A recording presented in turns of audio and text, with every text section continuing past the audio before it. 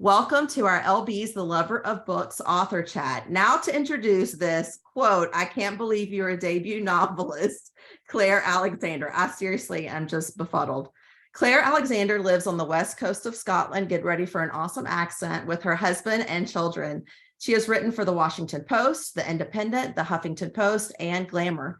In 2019, one of her essays was published in an award-winning literary anthology, We Got This, Solo Mom, Stories of Grit, Heart, and Humor. When she's not writing or parenting, she's on a paddleboard thinking about her next book. Hopefully you don't get too lost in thought and just tumble right into the water, but I'm impressed. I don't need to get lost in thought to fall in the water. It happens all the time. And the cold, cold water here. Well, thank you so much for being here. I know it's getting later in Scotland, so we appreciate you dialing in to chat with us. Why don't we go ahead and just get started with what made you want to write this novel? Like, this is your first one, correct? Like, I am correct. This is debut. So tell us its origin. Yeah, so I've actually been starting to write books for probably 20 years now. But Meredith Alone was the first one that I finished. And I think it was just the right book at the right time.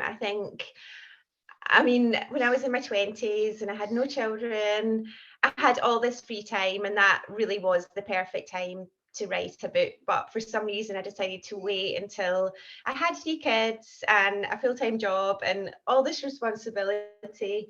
But I think I just work well under pressure. It just all kind of came together, and I don't think I could have written this book. I don't think I could have told Meredith's story and done it justice if I'd tried to write it in my 20s or maybe even my 30s.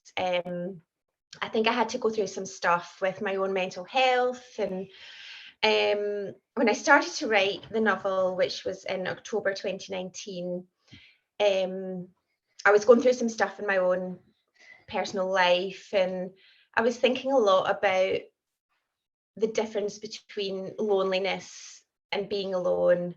And actually, when you introduced me, you referred to my husband. We're actually not together now, and that was part of I think that was that relationship coming to an end. We were still together when I started to write the book, but I was starting to think about just where I was in my life and that relationship, as well as other relationships. And for me, the times when I felt most lonely in my life have been when I've been in a relationship, and often living in a house with lots of people.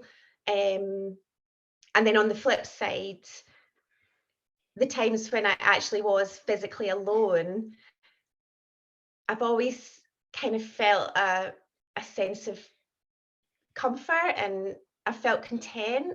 And having that alone time it's really important to me, and I've just come to realize that over recent years. So that kind of general theme was in my head when I was thinking about starting a new novel, and I'd signed up for an online writing course with an agency based in the UK, and we didn't have to have anything really to start the course. We didn't have to have X number of words or even have an idea, but I thought it would probably help if I did have something to come to the course with. So I was thinking about loneliness and being alone, and the character of Meredith, she just popped into my head. And initially, she was just a woman who hadn't left her house for a very long time, and that was it. And I didn't know for a good few weeks after that what had happened to her to put her in this really unique situation, and whether she would ever, make a change and leave her house. But I think I was just really intrigued by her. And I'm really drawn as a reader to character-driven stories, to emotional stories, to stories that deal with mental health and look at all different types of relationships and different types of love. So yeah, I mean, I say a lot that she just kind of set up home and didn't leave, and I just felt that I had to explore her background and then work out what her future was. And it sounds a bit kind of like, oh, authorly, like airy fairy, like she just appeared to me, but that is honestly what happened. And I think because I was so interested in Meredith and where I could take her and where she'd been, and I could see a lot of myself starting to kind of feed into this character. And then so I wrote the first scene for the course, which is now the prologue, and it's really not changed much at all from that first scene that I wrote. And then I started the course, and it was a really great course. And I just got so excited about this idea and this character and this, and the whole process really of being on the course, and it just went from there. So. Well, first off, I'm so sorry that I messed that up about your husband. So I apologize. Like, my mistake. I got it off the internet, and that's just showing you don't trust what's on the internet. But I will say, you were mentioning all your loves of your types of books, relationships, different, age generation. You have the emotional attachment, all these things. When you're now, I'm like, check, that's in Meredith, check. So we could feel your love come into this book, and it was so profound for me. I want to go a little bit more into your process, because you said you've been writing for 20 years but hadn't finished a novel yet. So what gave you the push to finish this one? Not to spoil anything yet, we'll get there, but what was it was there something that was like, yeah, I'm getting through this one? I think the online writing course had a lot to do with it, because when I started the course, I was really excited about Meredith and about the story, and it was just a great online course. Like, I really recommend it for anyone who is starting, the novel writing process. And there were actually 3 courses that you could just do 1 or 2, or you could do all 3, but I decided to do all 3. So over the course of writing the first draft, I took all 3 courses, and it really kind of led me through from the initial starting to write the novel through to the end, kind of editing, and then getting ready to pitch to agents. So I think that was important for me, and I've never done an online, and I've never done any kind of writing course before, and I think it kept me accountable, because no one wants to, join the group every week and kind of, oh yeah, I haven't actually done anything. It was a bit like being back at school or uni. I had to kind of do my homework, but also I met a wonderful group of writers. And it doesn't matter where you're from or what your background is or the kind of book you're writing. If you're writing a book, I think you just instantly relate to other people who are writing a book, because I feel like it's such a unique journey. So it was wonderful to have that support, and I think that really helped so much. But as I said before, I think it really was just, I was, I can't even remember how old I was. I think I've stopped counting. So I was in my early 40s, and this was my lifelong dream to write a book. And my dream wasn't to be published ever. It was just to actually finish the book, to be able to type the end at the end of the draft. Well, congratulations. That's a dream. Yeah, I managed to last. But yeah, I think I just thought, you know what, you're this age, I feel like I'd really given my 30s to my children, and I still have my children and I still give them everything I can, but I just thought it's time for me to do this for me. It's time to just do it, get out of my own ways, stop making excuses. So yeah, I just made myself do it. I just wouldn't let myself stop, no matter how long it took me. And it only took about a year for the first draft, which was actually quicker than I thought. But about 6 months after I started writing the book, we went into lockdown here in the UK for the first time. And I think at that point, I was probably about halfway through the first draft. And I think it really helped me going into lockdown, as hard as that was in other ways, because obviously we were just at home a lot of the time. We were so restricted. didn't have the pressure of saying yes to social engagements. So I did find that I had, when I wasn't worrying about homeschooling and obviously the bigger picture of this, kind of global crisis that we all felt the pressure of, I did have time to spend on this. So I think that actually helped me in a way. It helped me get through that first draft pretty quickly. Well, it's wonderful. I'm so glad that you had the time, that you did it, and you completed. Did you find, I always like to ask debut novelists, was the process finding an agent difficult, or how long did that take for you, and what did it look like? It happened quite quickly for me, much quicker than I ever expected. So after I'd finished the final course, so each one was 6 weeks online, and the third one in the series was, I think it was editing and pitching your novel. So we got lots of good advice about pitching to agents. But I remember, separate from the course, I remember watching a webinar, and it was a writing coach who's also an author and quite well known here in the UK.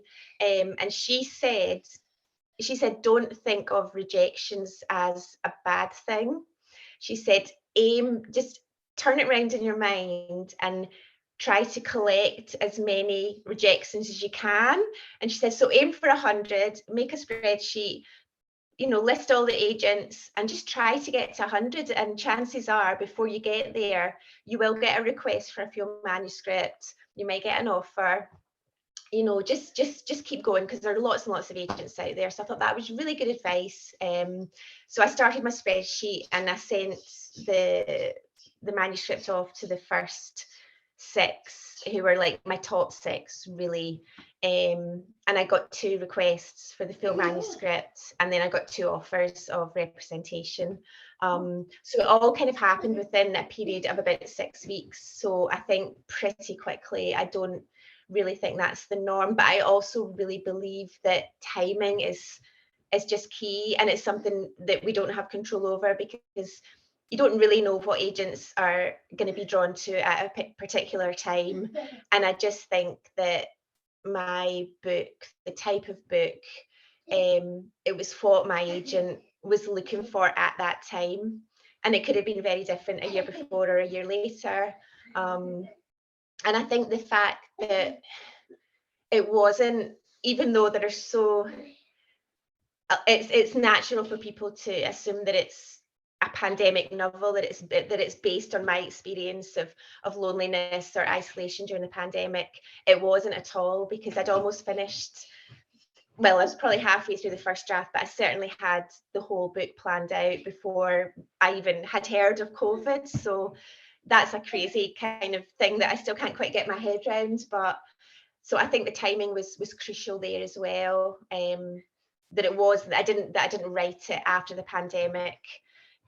So because then it would have been published a lot longer after it actually was. I love your So I think everything just came together for me at the right time. And I love your coach's growth mindset. Like, let's try to go to 100. Like, that's so positive. It keeps you moving forward to reach that goal. So I think it's fantastic. I did choose this book intentionally to honor Mental Health Awareness Month. And did you were talking about this loneliness versus being alone. I want to go ahead and read, because I think she said it even better. Toby says, I was also struck by the distinctions between being lonely and loneliness in the book, to which you referred in your comments. Do you think that's what has captured the attention of so many readers? It certainly resonated with me. And yes, Toby, me too. So I think this is a great point. Yeah, I do think so. And I've heard from quite a lot of readers who've said a similar thing. I think just the what we all experienced collectively, I think that has probably helped people connect to Meredith and her story in a way that they maybe wouldn't be able to, or they maybe wouldn't feel as much of a bond with her if they hadn't gone through the pandemic. it really affected just everybody's mental health in some way or another. And I think if you don't have a history of mental health issues, sometimes it can be difficult to put yourself in that position. But I think just the difficulties and the struggles that so many of us had, I do think it's made people relate to Meredith maybe on another level.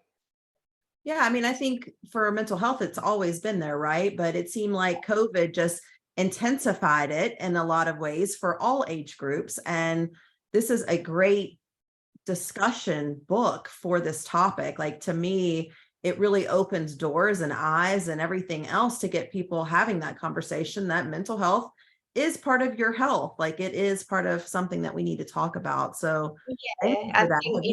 think, Have you heard from book clubs around, or anybody, talking about that discussion? yeah, absolutely. And you're so right. We've all got mental health, and it should be a priority for everybody, for ourselves, but also for our children. And I think anything that promotes that conversation is just such a good thing. Because I mean, when I was first diagnosed with anxiety and depression, I was really young. I was in my late teens, and um, it was the 1990s. It wasn't it wasn't 100 years ago. But my God, when I think back to the stigma, and I didn't tell anybody for so long. I didn't even tell my parents, and I had really good friends and I had close family, but it just wasn't spoken about. And things are very different now, thankfully, but there is still stigma, and I come across it all the time. And I've got 3 children. One's 12 and one's 15. So I'm just really aware of the importance of having those conversations, and not quizzing them, or making it seem like it's an obligation, but I just want them to know that they can talk about anything. And I think that's just part of the battle, really. I think if you can't communicate how you're feeling, and you feel like you're not going to get back the love and support that you want, you just end up, I think that's when you end up lonely, regardless of how many people you're surrounded by. That's when it's that kind of inner loneliness, like nobody understands. So I get asked a lot if Meredith is based on me, and initially when I first started to promote the book, I'd always say no, absolutely not. And I haven't ever experienced the extreme isolation that Meredith has. But the more I talk about it, the more I see there actually is a lot of me in Meredith, which I don't mind, because I love her to bits. I think it's not a bad thing. Well, I just wanted to point out a comment, because Nikki says, thank you for presenting social anxiety and withdrawal as not being, quote, crazy. Seems that they are often equated as the same, and love seeing the distinction clearly made. Someone else says, yes, 100%. Shanna says, I liked how lovable she was, and that she wasn't just weird. I mean, she could have been any of us, right? I mean, she just had a traumatic experience, and her reaction is what it is. How scary was it to write this book about mental health? Was it something that flowed freely, or was it something that had barriers even within yourself to get onto the page? Yeah, it wasn't scary at all. I think when you're writing, well, when I'm writing fiction, no matter how much of me and my experience goes in there, you've got that distance, because it's creative writing. It's not real, it's not fact. And my background is actually in freelance writing, and as you said, and I've written a lot about parenting and health, and a lot about mental health, and including personal essays about my own experience. So I feel like that was scary at the time, but it was also something that I really wanted to do, both for me and for anyone who might read an essay and just feel seen. Because again, that was something that wasn't there when I was in my late teens and 20s. There just wasn't that. People weren't really telling those stories. So I think that was really scary, but I've done it, and I survived. So really, I mean, writing about Meredith, apart from obviously she's had some really hard times, and she's been through, you know, pretty horrendous experiences, real trauma. It was hard at times because I just had grown such a connection to her, and part of me didn't want her to suffer too much. And actually, when I first submitted my manuscript to my who then became my agent, one of the main one of the biggest changes she wanted me to make was to tone down some of the trauma that Meredith had gone through. So in the very early drafts, there was more of that. It was even more extreme. And Juliet, my agent, said, you know what, I think this woman has gone through enough. Like, I think we need to maybe, you know, and also, you know, I would never want a reader, and I know a lot of it will be and is triggering for a lot of people. You know, there's some really difficult, sensitive topics there, but I didn't want people to read it and feel traumatized or really depressed, and that's why I wanted to create this character who, yeah, she has mental health issues. She's basically shut herself off from the world for a very long time. Family relationships are in tatters, but I wanted to bring the lightness into her, and I wanted her to have humor and just to be, you know, this layered, complicated human, as we all are. You know, we're so much more than our mental health and the, you know, the struggles that we go through. So I'm glad people have recognized that, because Meredith's, you know, so much more than the trauma that she's experienced. Well, I thought you did a phenomenal way of balancing the dark and the light, because you're right. If there's so much trauma that we get bogged down into this dark hole, which is realistic at times, right? But for a reader, I mean, I could not put this book down, but because I believe you did balance the humor, the light, her love of life, really, and people, even if she isn't living outside of those walls, she still exuded this light, with all that she was suffering with, you know, which we would piecemeal together as we went along. So I think that was a very precarious line that I think you walked and successfully did it. So thank you for that, because I've heard that from numerous people, just how it was enough, you know, like, we get it.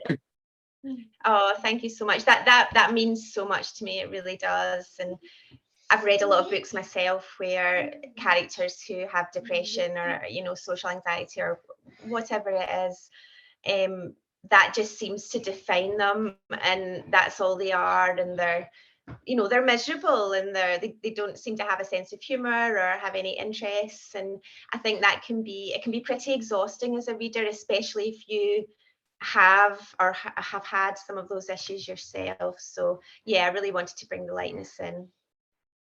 Well, Meredith was seeking help. She is actively working through therapy. She made a comment, though, how long it takes. I think this might have been in the chat group, of how long it was to get a therapist. It may have been someone else saying, you know, it was going to take 12 to 18 months, you know, or private insurance. Can you explain a little bit about that, about the issues and hurdles that you have to go over to get mental health care? Yeah, so I think at the moment, I mean, I'm in Scotland, but I think it's probably pretty standard across the UK. We have our National Health Service here, so we don't pay for that. Obviously, you can pay for private healthcare and have health insurance. But if you go to your GP, your doctor, and obviously you can get prescribed medication, you know, in a second. And I'm not anti that at all. Antidepressants have really helped me a lot in my life. But if you want to access any other kind of therapy, it is 12 to 18 months, this kind of standard wait. And anyone who's been there knows that a week can seem like a lifetime when you really feel so low and you're trying to reach out for help. So yeah, it's and it just comes down to a lack of funding, really. I mean, it's just a whole massive political issue, but that's the situation here. And then, you know, even if you wait that time and then you get a therapist, that person might not be right for you. You know, you want to, you need that connection with a counselor or a therapist. And I think Meredith, initially with her therapist Diane, she's not really on board. She's pretty resistant, but eventually they get to a place of understanding. And I think Diane is, she is the right therapist for Meredith, and she's pretty instrumental in her recovery. Absolutely. She's so patient with her. And, you know, we know Meredith is on board. She's eating those raisins. So, you know, Yeah. she is on board. Toby makes a good point in the chat. She says, Tom was maybe my favorite character. We all need that non-judgmental supportive friend. Does that kind of program really exist in Scotland? I'm fairly certain it doesn't here. I have not seen that in the US either. So I'm just, how does that work? Yeah, absolutely. So there are lots of really great charities who offer different types of befriending services, whether that's in person or, you know, phone calls, weekly phone calls. During the pandemic, I actually volunteered for a mental health charity that was really quite new at the time. It had only just been recently set up, and that was an online platform where, and all the volunteers, none of us were mental health professionals, but we'd all had our own experience of mental health issues, and really we were just there for people to chat to. So during our shift, we would be online and people would come on into the forum and chat away to us. And it really was just, it was like a friendship thing. It was like someone to listen. And obviously we had guidelines, and we, you know, if there were any particular services they would maybe benefit from, we would give them the information.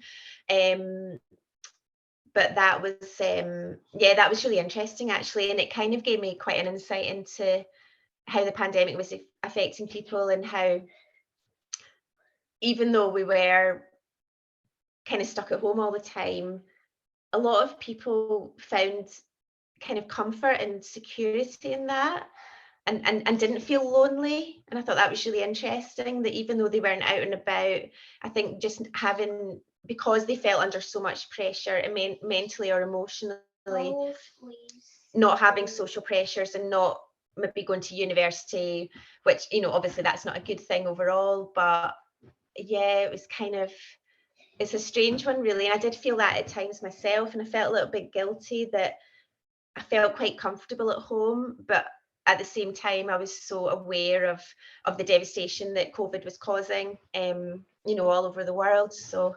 but yeah, we have lots of those services here in the UK, that just rely on volunteers. You know, it's all volunteer work. And I think it can really make a big difference to people who don't have a lot of support in their lives. You know, they know they can count on that phone call, or someone like Tom turning up and, you know, just spending some time with them. But a lot of people have told me that Tom is their favorite character. And one woman actually messaged me on Instagram and said, I need to find my own Tom. Not because she wanted to be befriended by a volunteer, but because she basically wanted Tom to be her boyfriend. She thought that he was just the ideal man. So but yeah, I mean, Tom's amazing. I don't know if Tom exists out there. I'm sure he does somewhere. He's pretty cool. Tom was great. You know, she also had the resource of that chat group that I mentioned Yeah. before, and really used them as support and became support for someone else. So, you know, she was also a friend that helped someone go through, which I thought was so valuable, because it, you know, when you're helping others, it helps yourself, I feel like, as well. So that was a bonus for her and her mental health, and something that you could do during, like you said, during COVID. Yeah.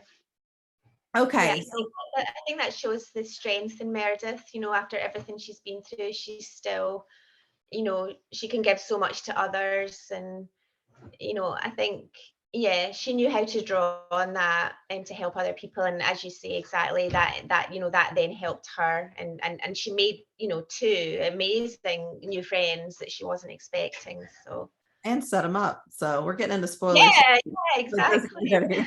Yeah, So taken. can we talk about, I think Meredith knows herself pretty well. She seems to be very self-aware. One that surprised me, and it kind of reminded me, I don't know if anybody's read Ready Player One, but knowing what her limitations were, and especially with the internet, right? Like she limits herself. She does certain things to make herself survive so that she can keep herself indoors and as healthy as possible. What were the things that you knew you needed to set up for her to make this book work? Well, I think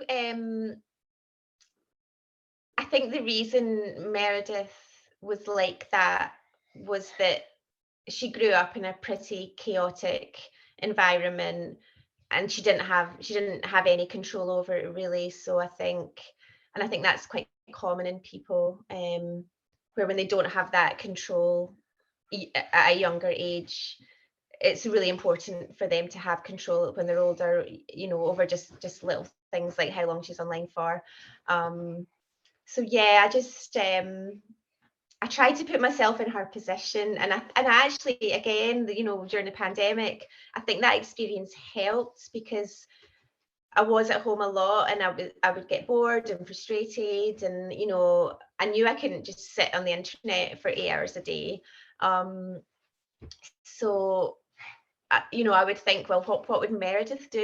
And that kind of helped me. Like, she helped me. Unfortunately, I'm not good at baking. I'm terrible. I have no patience, so I'm terrible at jigsaws. I think my daughter and I did one jigsaw throughout the whole lockdown, and that was enough for both of us. And yeah, I certainly can't bake cakes to Meredith's standards. So yeah, there's a lot she can do that I just can't. Well, I was kind of hoping you were a baker. I was going to suggest you share a recipe when the paperbacks all come out, like as a bonus. No, but I do love to eat cakes and anything sweet, so I can definitely recommend other people's recipes. I just need to get someone else to. I don't know, there's something about baking, it's just, yeah, maybe it's similar to the jigsaw thing. I'm not good at following directions. I like to just go off on a tangent, and you can't do that with baking because it's quite scientific. You have to stick to the measurements, and you can't just switch things up and hope for the best. It doesn't turn out well. Yeah, as we know from Bonnie Garmis's lessons in chemistry, right? Like it's definitely a Exactly, science. yeah, But exactly. yeah, definitely. If you have some good recipes, let's get that into our paperback copies coming up. That would be awesome. And just I'm just gonna say, I don't know about everybody else here in the chat room, but I was hungry so much of this book. Like I was like, Tom, like, can I have some more? Like, can I come in and have a cup of coffee and a scone with you? Um, it was I enjoyed that bright piece as well. I think that was part of the bright element that you brought to it. So thank you for that. I Um, have Just on the baking, I have to tell you, I realized pretty early on that it's not a good idea to read reviews because, and I'm so lucky to. There's some wonderful reviews online for of the book, but and I've heard lots of authors say this: if you read 10 reviews and one of them's negative, that's the one you're going to remember. So I realized early on that I couldn't read reviews. But I did read a few at the very, very early stages of UK publication, and one of the reviews on Goodreads, the main complaint about the book was that it had too much cake in it. There were too many cakes, too many biscuits, and I just thought, oh my goodness, can you ever have too much cake? It's just, I yeah. don't see it as a negative at all. I don't know if you can see this crowd, but everyone was shaking their head. No, there's not. That is not a thing. Just, thank you next. Like, go to the next review. I was thinking, I really kind of wanted something to eat. Like, we should have all said, hey, everybody bring your favorite pastry, something to this. All right. So yeah, again, more cake is in the chat. What do you think you loved most about Meredith? Like you said, you found yourself some in there, maybe after the fact. What are those pieces, and what drew you to her, and what did you take from Meredith? Because obviously she was helping you throughout quarantine as well. I think I don't know if other people would find this, but I think she's quite quirky, and I'm really drawn to quirky people. And again, this probably sounds a bit flighty and ridiculous, but I did feel at certain points of writing the first draft that she kind of took me in a certain direction. I don't plan my books anyway, which can get me into some sticky situations. I just kind of write my way through. Obviously, I have a rough idea of where I want things to go, and I knew how I wanted it to end early on, but she kind of led me. And I just felt like that was her just being quite spunky, and and again, her strength. I did think for a while that she would maybe find herself a love interest. But I think the further I went with the writing, I realized that she didn't need one. And there's so many different types of love out there. And, I've been married twice, and I think the older I get, the more I just feel that, my true soulmates in life are not people that I've been in a romantic relationship with. They're my friends and my sister. So I like that about Meredith. I like that her story doesn't end. I didn't want her to be saved by somebody, especially not a man. I didn't want that for her. I didn't want that to be the end of her story. I wanted her to find that love in herself. And I do think the book is kind of a love story. She finds these really loving friendships, and she finds love that she didn't have when she was growing up. Absolutely. She has this newfound family that Yeah. fills a void that she did not have as a child. I did hear you mention that you had a sister. Was that a little bit of the inspiration for Meredith to also have a sister? Or are you the younger of the two, or? I'm the older. I'm 4 years older. I think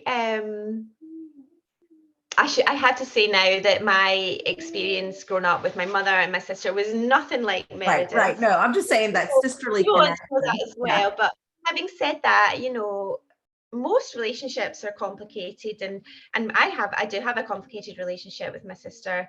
But at the end of the day, she's just, she's my sister, and we're there for her, and whatever we go through, we always come back together. And yeah, I mean, there are little bits, little minor details in Meredith alone that are references to things from my childhood, like nothing to do with the trauma, like no major plot points or anything like that. But I've slipped a couple of little things in there because I just thought it would be cool for my sister to read the book for the first time and think, I know where she got that from. Like, oh, I remember that. So okay, could you give us one? Was it maybe like hair color, or I'm just curious? No, so the photograph of Meredith and Fiona in the bath, when they're going through their mum's box of photos, that's basically a photo of my sister and I. I was just so skinny, and I just had these ribs, and she had this little pot belly, and she was really cute. And yeah, it's a family photo that we all just are so familiar with, and we all talk about and laugh about. So yeah, so I just slipped that in there for her. So maybe you have a little bit of yourself in Fee as well, a little bit Maybe. there. Yeah. You came up with the name Meredith, but you also use that name in the story, like the mare death. And so I'm curious, was that chosen? Like, did you already have that in mind, or did you come to that later? It's such a boring answer. The name just popped into my head, and I don't know, I might have seen it on like TV credits or in a newspaper article. I can't even remember. It was just Meredith, and her name was always Meredith. It didn't change. She wasn't something else in the early stages. Someone actually asked me when I did an author event in England early on, and an audience member wanted to know why on earth I'd called her Meredith, because it's not a Scottish name. But I'm called Claire, and that's not a Scottish name, and I'm 100% Scottish. So no, she was always Meredith. And then I just wanted I wanted her surname to be M as well. I just wanted that alliteration. So I borrowed one of my closest friends' surnames. She's Mags, so I pinched that name from her. Yeah, But I I love don't the know. quote when she said, I'd keep hoping for light. I'd love to be Mare and not death. I think that there is that hopefulness in her that pulls the reader through too, because she wants to get better. She wants to be able to live her life, which is amazing. Because sometimes that's the thing you need, is that inner source to push you through, obviously with help. Yeah. When did you decide, and how did you decide about the days and the count up, not the countdown? Like, how did you come up? Was it 1214? I think. Like, how did you know how long she'd be in this? I wanted it to be a long time. I mean, when we first meet her, she's already been at home for a long time. So it's not as if we meet her on day one and then it goes through the entire, over 3 years. I don't know. I don't know really. I think it just felt like the right. I think if she'd been if she'd been at home for 10 years, it would be a whole different story. I think I just felt like just over 3 years, it was long enough to be, this is not a kind of normal situation. But I didn't want it to be too long, because then it just becomes, I don't know, I guess there are just kind of practical things that then become issues, like how long can you not go to the dentist for, and things like that. Like, I didn't want to be bogged down in that detail that would take away from her story. When I got the image for the Swedish cover for the book, they put a little tagline on it, and obviously it was in Swedish and I didn't really understand it, but I could see there were numbers there, and I can't remember now what the numbers were, but they'd made a mistake in the typing, and my agent and I worked out that the length of time that they'd said she hadn't left her house for, she would be about 75 years old. So I'm really glad that was picked up on, because that was a serious typo. So that was quite funny. But there were so many times that I really regretted doing this count up, because I had to make sure that I had all the calendars from the years printed out, and I had to make sure that the days matched up. And I just don't have a head for numbers, and that I just don't have that kind of brain. And I got myself in such a tangle with it, but it was fine. We sorted it in the end. But yeah, that was a real kind of headache. But You it sound was like and actually yeah. Gillian McAllister blurbed your book, and she actually has this counting as well, which was, I think she had to keep a calendar, which I think is a Yeah. cool connection between your two books. Does why did you decide to keep the counting going even after she stepped outside her house and had these little minor milestones, right? Like, you kept it going. What would be the end count date for her? So I think for me, and again, this is me drawing on my own experience. When you're going through recovery, whatever the circumstances are, whatever you end up finding that works for you, I feel like it's still a lifelong process. It never ends. It's not like you get to a certain length of time, or you wake up one day and you're fixed. I think it's just something you have to keep working on your whole life. So that's why I decided just to keep it going, because her story is going to go on, our life's going to go on, and hopefully she'll have lots more days to enjoy in the world, and not shut up behind her front door. What a wonderful sentiment. All right, everybody. If you have questions, I think now is a great time to ask them. So go ahead and raise your hand. If not, while you're thinking of them, I do rapid fire questions. So I think you may have already answered one of these, but I'm going to ask it anyway. So are you ready, Claire? All Yes. right. These are for you, not your characters, for you, and just answer them off the top of your head. Don't think too much. Dog or cat? Dog. Tea or coffee? Coffee. Morning glory or night owl? Night owl, without a doubt. Do you like to write books or articles? Books. But articles are easier. Plotter or pantser? Panther, definitely. City or suburbs? Ooh, suburbs to live, but city to visit frequently. Scones or biscuits? Scones. Very good. You survived. Does anybody have any questions? I know we see thank you for not killing off Fred. People were holding their breaths about the poor cat. So thank you for that. I could never have done that to Fred ever. I can't believe like Fred's got this fan club, you know. I never expected a little ginger cat would have such an impact on people, and I do love cats. But I've got 2 dogs, and I just think pet therapy, animal therapy, it can be overestimated. I think it's a wonderful thing to have a creature at home. Oh, it really gave her so much company. It kept her less lonely, right? Yeah, for sure. Toby does have a question in the chat. She said, I listened to the audiobook, which I did as well for part of it, and found the narrator, all caps, fantastic. Did you have any say in the choice of narrator, and how did you feel about how the audiobook turned out?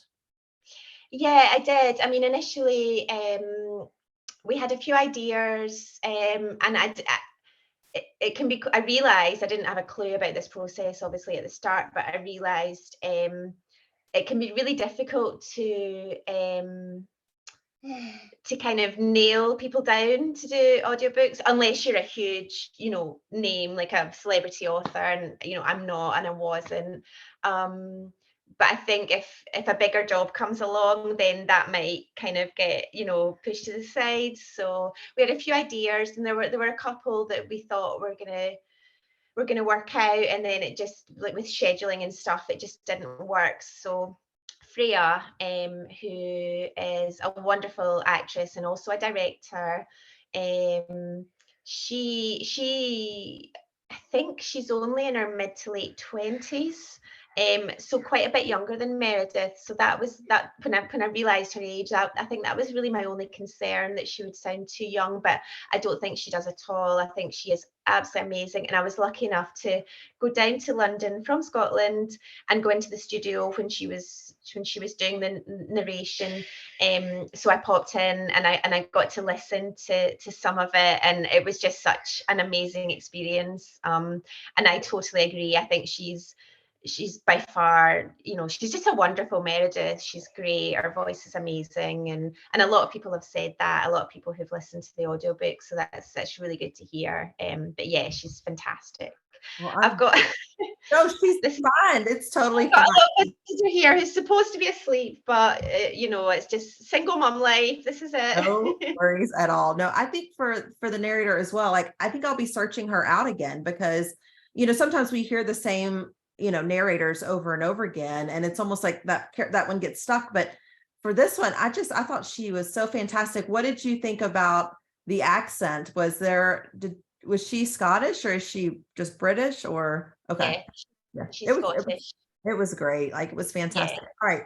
Yeah. Here's another one. Andrea says, I really loved all of Meredith's relationships in this book, but one that really stuck with me is her relationship with her sister. We kind of talked about that.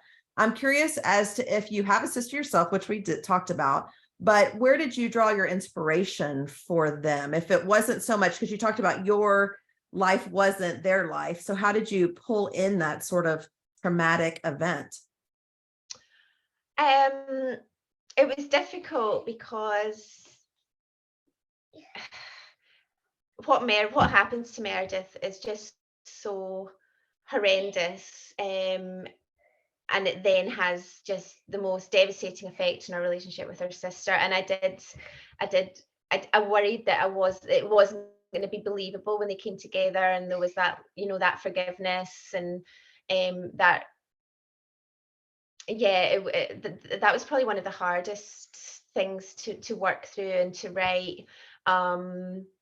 And I reworked those scenes with Meredith and Fee a lot, and I think that's just how I got there. But I also had really good early stage readers who gave me, and who actually both have sisters as well. I've just realised that wasn't intentional. I got really good feedback from them, so that helped a lot. But I think, it's a situation that, nobody wants to be in.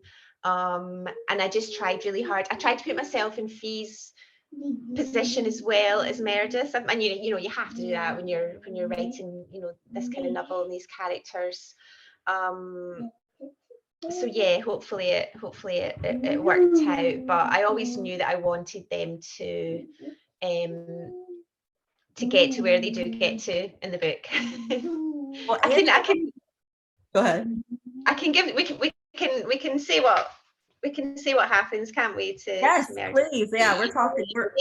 They come back together, and and I think that's where the backstory is important, because if you set aside for a moment what happens in the recent past, with Meredith and Lucas and Fee as well. Meredith had a really hard childhood and a really hard time with her mum, but Fee did just as much in different ways, and she really protected Meredith from a lot. And I wanted to leave a bit unsaid, but I hope it's clear enough that Fee went through some stuff that Meredith probably never even knew, or she didn't know the full extent of it. So Fee ended up in this situation with her husband, and she had already gone through so much trauma in her own life. So it's complicated when you have that kind of upbringing, and then you get into relationships with people, and they never saw what a healthy relationship looked like, but yet her mother put so much emphasis on them having a husband or a boyfriend or whatever. And so I do think that Fee does protect her in a lot of ways from all of that, because Meredith comes out of it thinking, I don't need someone, I need me, versus Fee still, I think, feels that need to have that, which is, I'm gonna ask, do you have a diagnosis for her mother? For her mother? Yeah, because I believe her mother is also mentally, has some mental health issues. Yeah, I mean, for sure. It's just that it just gets passed down through families until someone breaks it, doesn't it? Until someone, has the strength, or not even the strength, but the opportunity to do something about it. And Meredith, I didn't want to give Meredith a diagnosis in the book.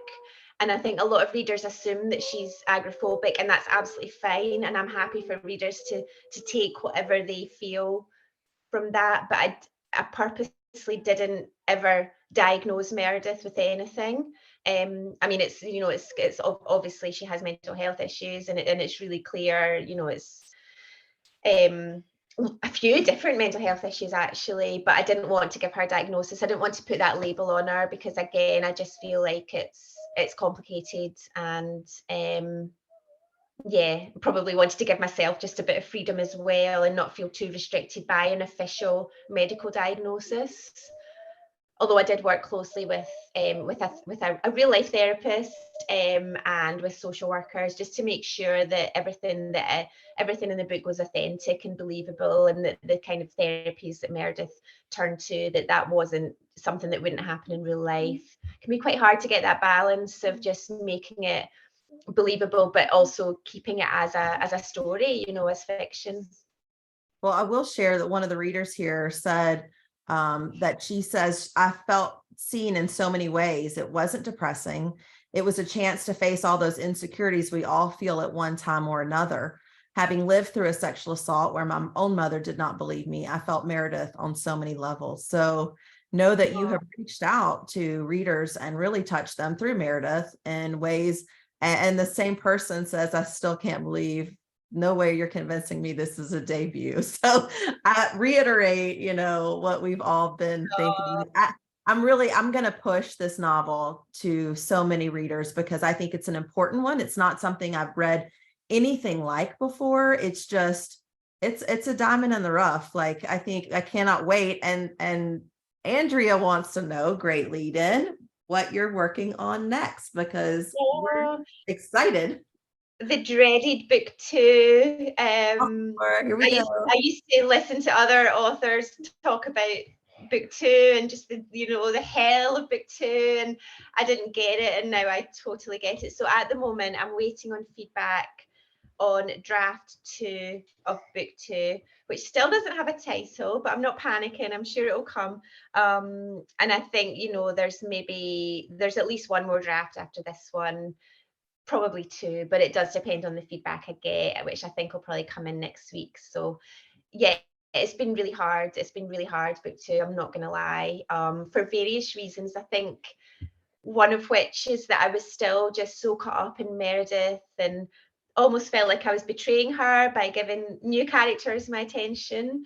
And also I found it difficult to have Meredith still so present in my mind when I'm promoting her. And, the paperback's just out in the UK. It's going to be out soon in the US. And maybe I need to get better at just compartmentalizing, but to be thinking about the new book and the characters and the story and the themes and the plot, and then also be thinking about Meredith.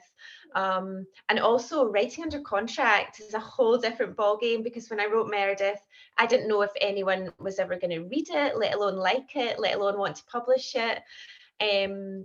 Whereas this book, I have deadlines, I have an editor, I have people waiting, I have a contract I have to deliver. So there's that different kind of pressure, but I feel good about it at the moment. It's the main character is also a woman around about the same age as Meredith, who lives in Glasgow, but that's where the similarities end.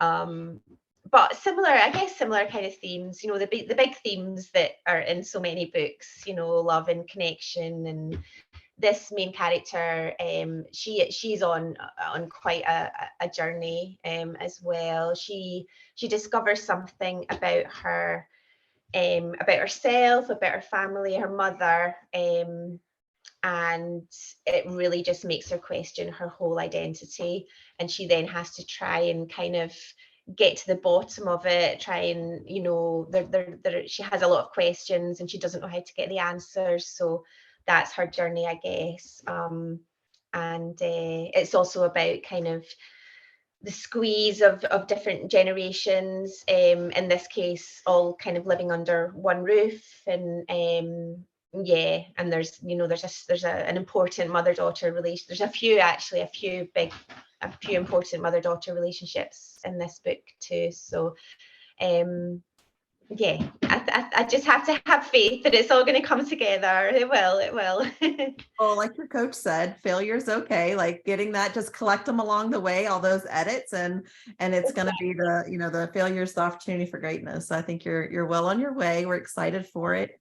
And I was reading the acknowledgements. Just thank your mom for encouraging you with all the confidence of writing in you, because I think that was important from the get-go to hear. And I was excited that she said that to get you on this writing journey. So yeah, my mum was such a big reader, and she just from such a young age, she encouraged that in me. And she didn't really have to encourage me, because I just loved books and loved writing from such a young age. It's just always been there. It just took me a long time to finish that book, but I do have a lot of unfinished manuscripts round about the place, but none of them will ever see the light of day. I mean, there's no way. There's a couple questions hoping that these see the light of day. Any chance that we might get another glance into Meredith's world, or maybe even a book about Fee? Sonia wants to know. Wow.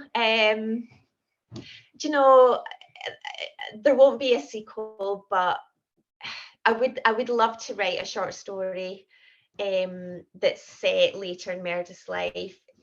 Just for me, really. I think I would enjoy that. I think I would get a kick out of that. My dad, actually, who's a massive Meredith fan, he really wants me to write the next book in Meredith's life.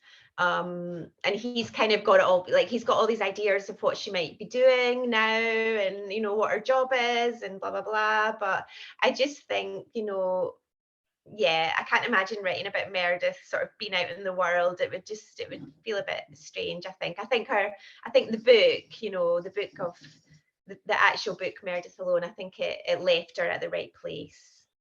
Well, if you ever do go back, we'll be excited to read it. And I'm kind of with your dad, like it's exciting to think about, but also I think she was left at a good place. I always ask what books you recommend for us readers. Is there anything that you would say, oh, take a look at this one, I loved it? Well, I'm actually just about to start Young Mungo by Douglas Stewart. So a fellow Scot. Yeah, Shuggie Bain. I think I got it for Christmas, and I think I'd finished it by the 27th of December, whatever year that was. And it's a chunky book, and it's not an easy read at all, but I just devoured it. So if anyone hasn't read Shuggie Bain, and it's a totally different book to my book, but if you look into it and it sounds appealing, I would definitely recommend it. And Douglas Stewart is just wonderful. Interviews and webinars. He's great. He's great fun, and he's just such an interesting guy. So Young Mungo is my next read. But I quite often go back to books that I've read and read again over the years, like Anne Tyler. I just love her. I just love her books. And sometimes I go back to things I read in my childhood and my teenage years. There's just something comforting about them. I recently went back to Anne of Green Gables, which is just like putting on a big cozy cardie. I think, yeah, if I'm feeling a little bit low, or I'm just feeling that I do need extra comfort, then I'll go back to books like that. And I just get so much out of them. Well, we'll definitely be bosom friends forever because yeah, I love it. I love it. Well, thank you, Claire, so much for joining us. Readers out there, thank you for joining. Please make sure and check out her website. Who knows if she might drop that novella sometime. We'll have to keep a lookout. Check out our Instagram for the latest news. Also, would love everyone to follow the LBs, the Lover of Books, on Facebook and Instagram.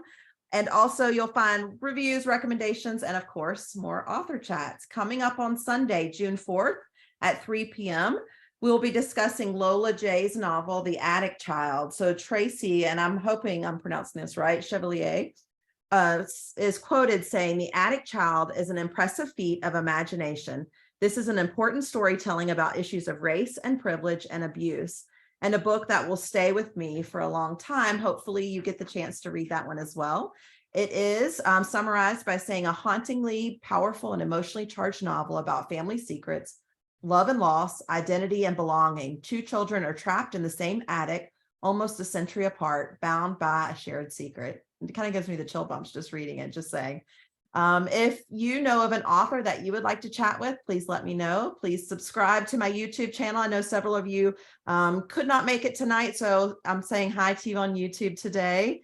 And you can catch all the past chats. I think I have 26 up now, so there may be something that you've already read that you can check out. Thanks again, Claire. You have been magnificent. I still am like jaw dropped that I keep saying it, but it's so true. I can't believe this is a debut. And thanks, readers. Y'all have been awesome. Good night, everybody. And thanks again. Thanks so much for having me. Bye, everybody. Bye.